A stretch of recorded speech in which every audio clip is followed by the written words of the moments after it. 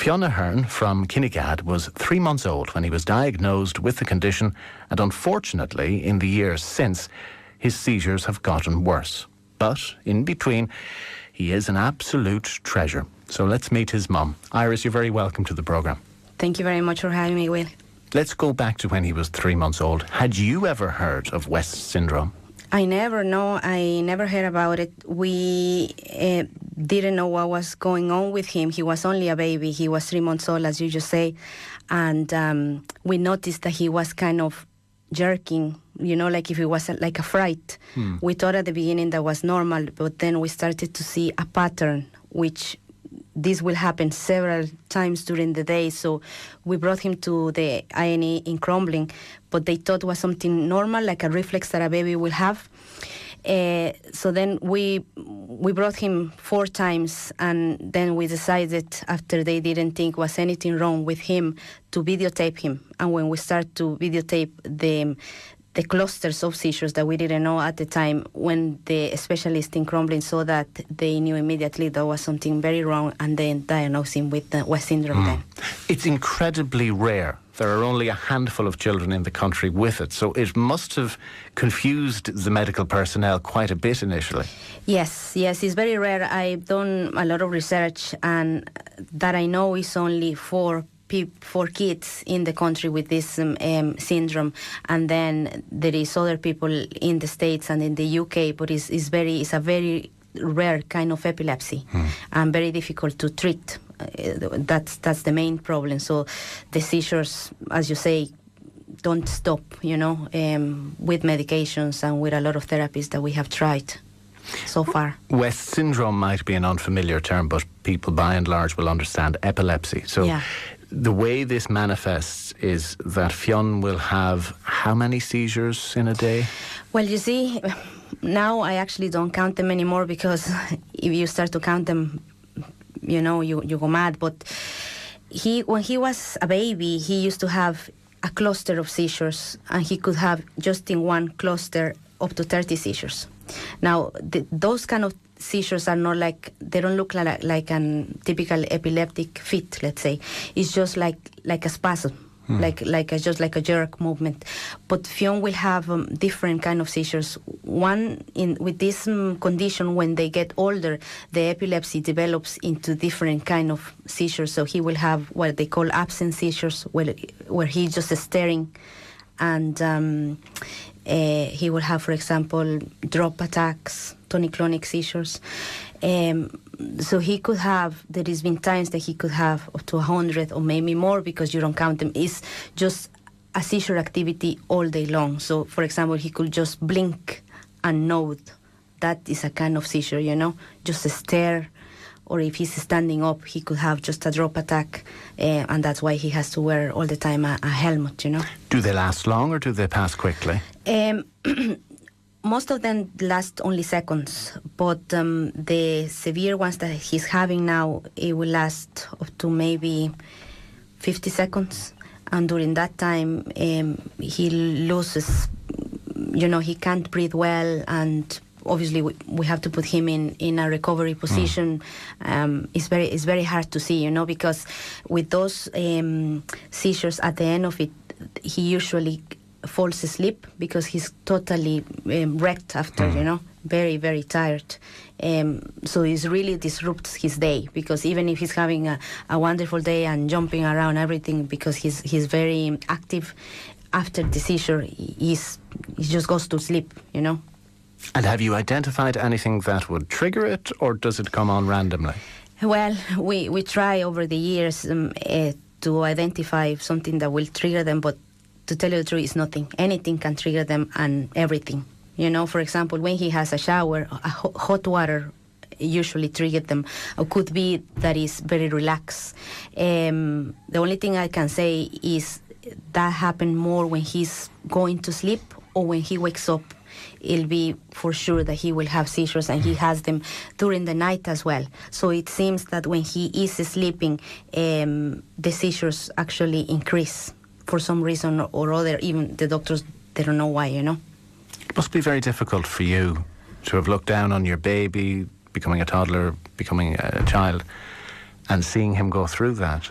Oh my God, yeah. That is the most difficult thing, because you are looking and counting seizure after seizure, and you realize that it's nothing that you can do, because I tried every single therapy available for it and every single medicine available for it, and you always have the hope, oh, this one is going to work, you know. And at the beginning, some of them, they do work. It's like the honeymoon period that they call it, with the medications that will work at the beginning, but then the effects wear off. But it is very hard. It is hard because he's such a wonderful child, you know, very happy, very active. And is it scary still, or have you gotten used to it? Does it still scare you? Oh, it still scares me. Yeah, because you don't know. You know, these seizures, sometimes they get worse. Like sometimes he ends up in hospital, you know, because of them. You don't know how they're gonna turn out, you know. So we're always afraid: is he coming back? Is he coming out of the seizure, or he's gonna stay there, or what, you know? So it's very scary every single time, and that's the nightmare of it, really, you know, because you see him every day going through the same thing, and you suffer every time that you see one of the seizures, you know, especially kind of the big ones, let's say, you know. And how potentially dangerous would the big ones be? Well, you know, the prognosis for kids with West syndrome, and this is actually in the information that I'm putting in Fionn's website, which is called Fionn's Font, if they continue with seizures like that, you know, a lot of kids won't make it, because it gets to a point that I suppose the brain is just like a computer, that a big seizure could just shut down, you know. It's a crash. Yeah. So and so is the danger as well, always the fear when he goes to sleep, that even during the night we have to be with him, minding him, because if he has a seizure and he's choking, or he's in a bad position, or he's not breathing well, we have to be there to fix him, to help him. If he's on his own, then we don't know if, you know, he could choke or something. You know? How do you do that and get some space for yourself, some time to sleep even?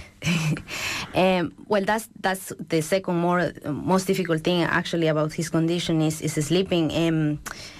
I don't sleep that much. Like, for example, today he woke up at 4:30 and he doesn't go back to sleep, you know. Right. The thing is, Fionn will wake up several times during the night, and what happens is he sits up on the bed, and I know it's because he must feel something in his brain that he knows a cluster of seizures is coming. So the seizures actually wakes him up. And then we have to wait for them, and they start. And as I said, I don't count them anymore, but it could be a period of 20 minutes to an hour just of a seizure activity of every kind. And it usually at the end he will have a big tonic-clonic seizure. And that same seizure will send him back to sleep. And then he will wake up again, and the same pattern will happen again, you know. And now, in the past, when some medication have worked, he will have a nice sleep, you know. And he will, nice sleep, I said maybe he will go to sleep at 10 and he'll wake up at 6, which for him, that's great. Well, it's 8 hours. Yeah. So that means, that proves that he doesn't sleep well because of his seizures, you know, because at the beginning I thought maybe something else is waking him up, but it's not, you know, it's the actual seizure. So yeah, I get very, very little sleep, you know, but I suppose you get used to it because I'm always in a constant kind of state of alert. So that keeps you awake all the time because you just have to be watching him, you know. So it has to take its toll too, though. Oh, yeah. What about in between those times when he's not having seizures? What's he like? Oh, he's lovely. He really, and you know, that is what gets me going because he has such a lovely, cheeky personality. Who does he get that from? I don't know. He's been diagnosed with autism as well. is mild autistic, so he attends St. Mary's School in Navan, a special needs school, and they're wonderful with him, an autistic unit. So he goes to school, he goes to a special needs school. He's active and he's on the go all day. So from the minute he wakes up, usually at 5 in the morning, he is jumping in the bed. So you could see it in his eyes that he's confused, and I know the seizures are coming, but before they come, he's actually happy. He's jumping in the bed, he's boundless playing energy, and everything. Has his Weetabix in the morning. Exactly, yeah. So all day long, he's always on the go. He loves to jump, he loves to watch telly, and, to everywhere he goes, he always has this wonderful smile, so everybody loves him, and I love to take care of him and everything, but... How does he get on with other kids? His social skills are very limited, really, because the main thing with West syndrome is a global developmental delay. So he is delayed in every single aspect of his, skills, and including socializing as well. It's very hard to put an age on Fionn in terms of development, but he doesn't have any speech. He's ataxia, which is very wobbly to walk. His motor skills are not good, or his way to socialize. But I could say a child of 2 years old will be more advanced, much more advanced than Fionn. So he really is nearly like a baby. And this slow progression is going to continue for the rest of his life. Of course. And that is my biggest fear, because and I suppose this is for all the parents that have a child with special needs, the main concern is while you're here and you're healthy and you can take care of them, they're okay, but then you think, I have to do something for him, because when I'm not here, he's going to be on his own. So I want to find some level of basic independence for him, and the stem cell treatment hopefully will provide that for him. Let's talk about that. How did you discover the stem cell option? Well, it's really just after looking at all the other alternatives that were there for him, because we've tried every single thing that is possible to try for epilepsy, for this type of epilepsy.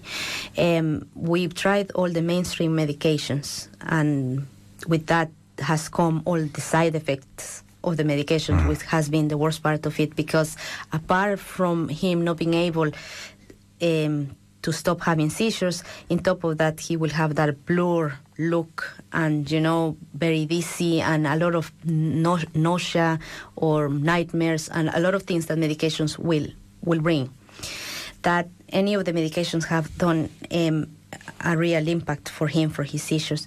We tried the ketogenic diet, which is a diet specialized, used for kids with epilepsy, and works for some of them very good. And we did that for 2 years, which was great, because even though he didn't stop the seizures, he was having at that time only like 20 seizures per day. And, he didn't have the side effects of the medication. So I think that really helped him a lot to develop the little skills he has now. He has. So you've had little reprieves every so often with medication, which make an impact, at least for a while. Yes, exactly. No, even he has to be on medication all the time. Otherwise, he will have seizures all day long, So he even now he's taking medications. He has a vagal nerve stimulator as well. That's called VNS. It's like a pacemaker for the brain implanted in his chest. Gosh, I've never heard of that sort of technology before. And that is very rare as well. And we really push for that and everything, but that didn't help either, And he has IVIG, which is intravenous kind of plasma. It's like antibodies being injected into his blood. That this is just as well for patients with treatment with cancer. That worked at the beginning, but that meant Fionn going to crumbling 4 days and being plugged to a machine for 6 hours every day. And I wouldn't mind... Gosh, it's like dialysis. Yeah, exactly.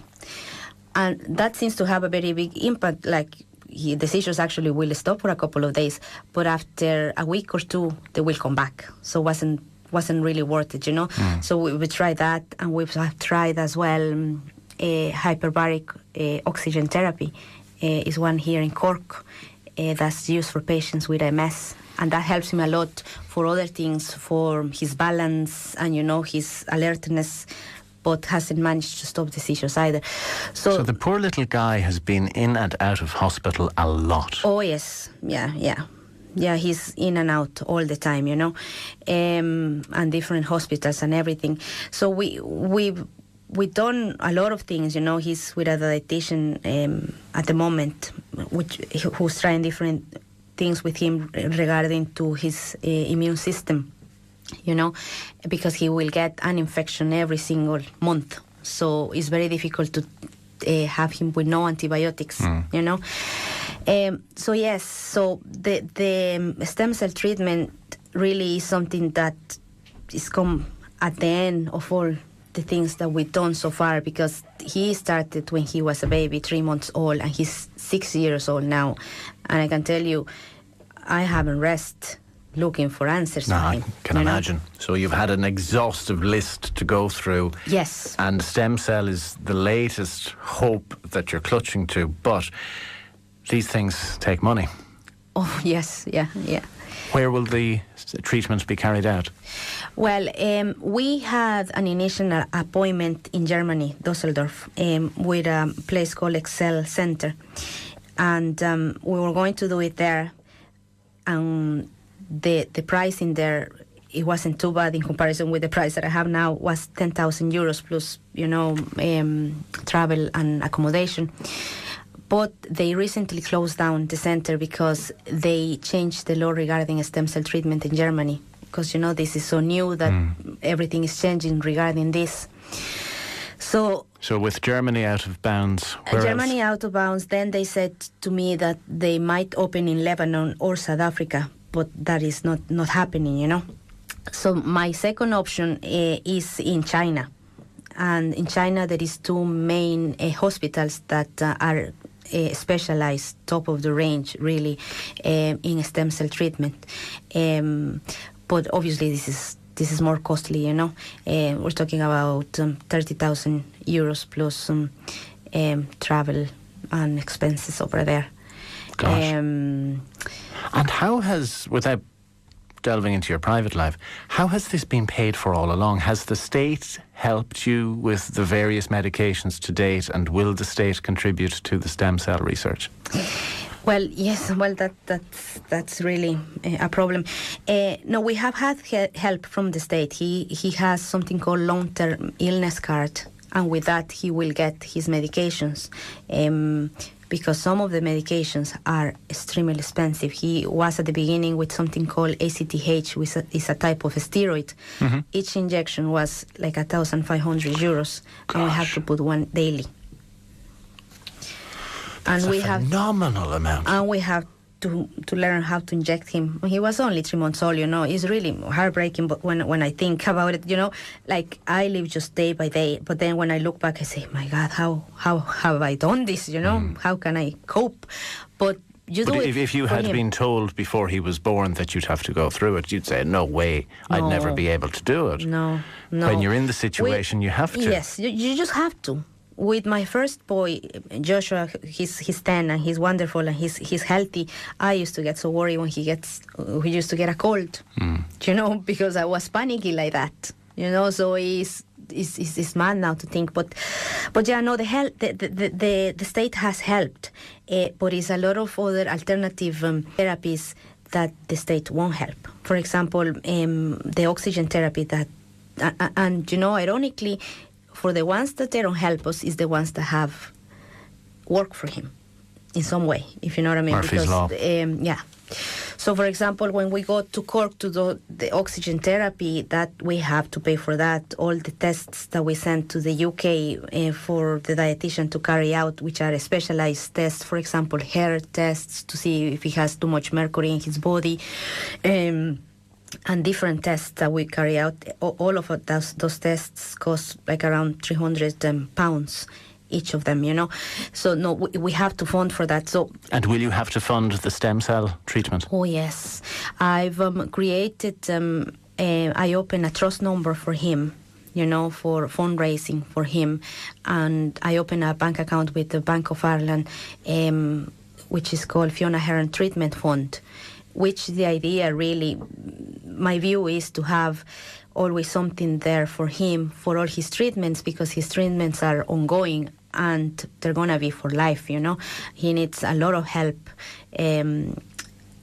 as well, for example, with tutors or physiotherapy, occupational therapy and all that kind of thing.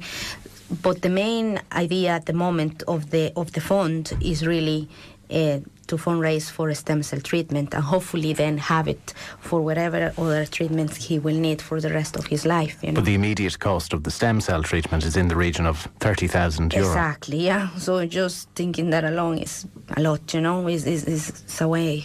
So will you be raising funds locally in the Kinnegad area? Yes, I've started already. As soon as I got my registration number for the trust, I was starting to think of ways of fundraising. So I did the Galway mini marathon, and I had all my friends and family with the sponsorship cards, and they fundraise money for me, And then did they volunteer to do the marathon, or was it just you? Well, no, it was just me. So they sent you out on your own? Yeah. No backup? Yes, well, they just came to kind of cheer up, and they fundraised for me, so that was excellent help. But that was the first thing that I did, and then we organized a night out in a local pub in Kinnegad called Donnelly's. My friend Barry O'Reilly organized that for me. She's a personal friend of mine, and she helps me a lot with Fionn. She gives me respite with him, So she'll be a local lady that will know a lot of people. So she organized this wonderful night, and I have to say, everybody was very good. We have we raffle prizes that all the shops kind of provide for Fionn, and we auction most of them, and a lot of people were, buying the prices. So you're getting a lot of local support. Oh, local support. Everybody is being wonderful, very supportive and very generous, But you've €30,000 to raise, so it's I don't quite want to leave all the people of Kinnegad with no money. So what's next, or have you a project coming up? The only thing that I have next is Tesco has offered me a backpacking day, 2 days actually, at the end of August. So I'm doing that, and I have two friends, Christina and Patricia. They're doing a race series in Phoenix Park, starting this Saturday, July the 16th, and they're gonna do fundraising for him. So it's a long way to go, But if somebody has been listening and they're moved by what they have heard, what is the website so they can find out a little more?